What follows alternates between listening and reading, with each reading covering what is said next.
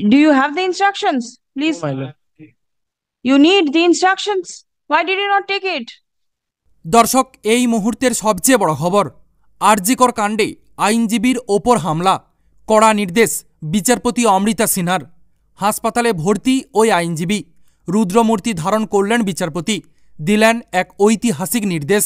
হ্যাঁ দর্শক, এই মুহূর্তের সবচেয়ে বড় খবর এবং পরবর্তী গুরুত্বপূর্ণ খবরগুলো সবার প্রথম পাওয়ার জন্য অবশ্যই চ্যানেলটিকে সাবস্ক্রাইব করে রাখুন এবং যুক্ত থাকুন আমাদের সাথে।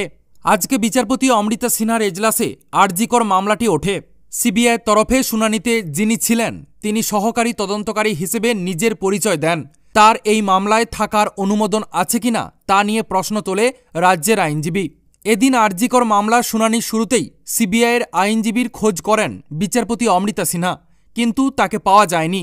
আদালত কক্ষে উপস্থিত সিবিআইয়ের এক মহিলা আধিকারিক জানান তিনি এই মামলার সহকারী তদন্তকারী আধিকারিক।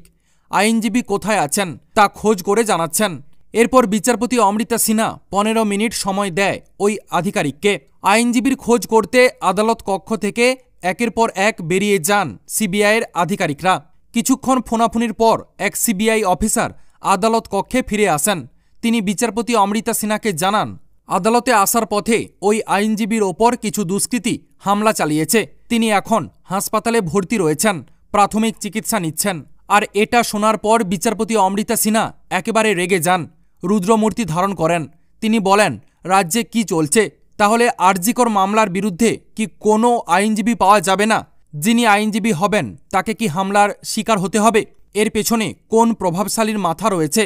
যদিও অসন্তোষ প্রকাশ করে রাজ্যের আইনজীবী বিচারপতি অমৃতা সিনহাকে জানান তিনি সকাল থেকে এই মামলার জন্য ঘুরছেন, তদন্তকারী সংস্থার পেছন পেছন ঘুরছেন তিনি, কিন্তু তাকে সিবিআইয়ের তরফে কেউ কিছুই জানাচ্ছে না। তখন বিচারপতি অমৃতা সিনহা রাজ্যের আইনজীবীকে জানান আপনার কোনো কিছু জানার প্রয়োজনও নেই, আপনি কেবল নিজেরটা বুঝে নিন, অন্যের কাজে নাক গলাবেন না। ধৃত সঞ্জয়ের জামিনের জন্য অনুরোধ জানায় রাজ্যের আইনজীবী, কিন্তু 14 দিনের জেল হেফাজত চেয়ে বিরোধিতা করে সিবিআই। বিচারপতি অমৃতা সিনহা রাজ্যের আইনজীবীকে জানান এই রাজ্যে নিরাপত্তা বলতে আর কিছুই নেই। যেখানে আইনজীবীরাই কোর্টে পৌঁছাতে পারছে না, সেখানে ভাবুন কি পরিস্থিতি দাঁড়িয়েছে রাজ্যে। তাহলে কি আরজিকর মামলার বিরুদ্ধে যে সকল আইনজীবী দাঁড়াবেন তাদের কি প্রাণের ভয় রয়েছে? এমনই প্রশ্ন ছুড়েছেন বিচারপতি অমৃতা সিনহা।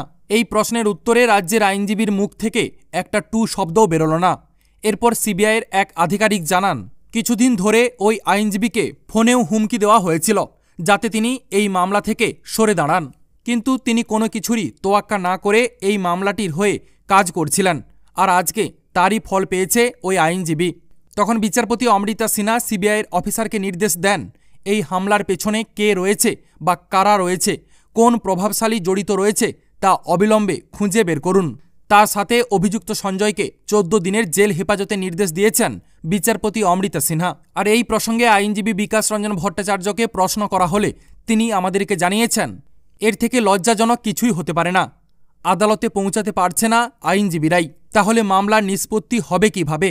তবে এর পেছনে যে বড় এবং প্রভাবশালীর মাথা রয়েছে, কালীঘাট থেকেই যে সব নিয়ন্ত্রণ হচ্ছে তা আর বলার অপেক্ষা রাখে না।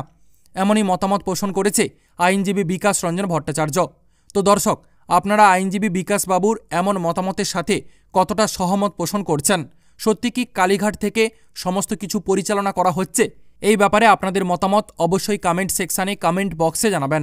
আপাতত এতটাই। পরবর্তী গুরুত্বপূর্ণ খবরগুলো সবার প্রথম পাওয়ার জন্য অবশ্যই চ্যানেলটিকে সাবস্ক্রাইব করে রাখুন এবং যুক্ত থাকুন আমাদের সাথে।